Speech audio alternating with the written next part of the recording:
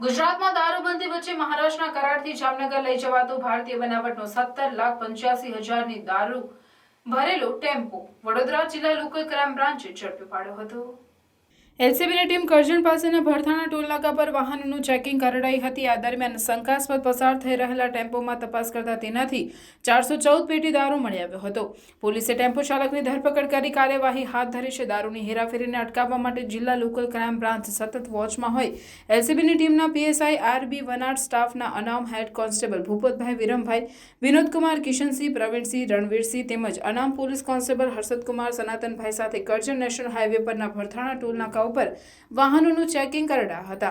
આ દરમિયાન ભરૂચ તરફથી આવી રહેલા એક શંકાસ્પદ ટેમ્પોને રોકી તપાસ કરતા તેમાંથી ભારતીય બનાવટની દારૂની બોટલો ભરેલી 414 પેટી મળી આવી હતી। ટેમ્પો ચાલક અજય મારુતિ સહિત રહેવાસી સંદવાડી મહાલુગે ગામ મહારાષ્ટ્ર દારૂની પેટીઓ તાળપત્રી ઢાંકીને લઈ જઈ હતો। પીઆઈ કૃણાલ પટેલે જણાવ્યું હતું કે દારૂ અંગે ટેમ્પો ચાલક અજય સહિતની પૂછપરછ કરતા તેણે જણાવ્યું હતું કે આ દારૂનો જથ્થો મહારાષ્ટ્રના કરાડ ખાતે આવેલા વિનાયક ટ્રાન્સપોર્ટવાળા રામદાસ નામના વ્યક્તિએ ભરાવ્યો હતો અને આ દારૂ ભરેલો ટેમ્પો કરાડ ખેતીવાડી ઉત્પન્ન બજાર સમિતિના પાર્કિંગમાંથી લઈને જામનગર જવાનું હતું। તેણે એમ પણ જણાવ્યું હતું કે વડોદરા પાસ કર્યા બાદ ફોન કરવાનો હતો।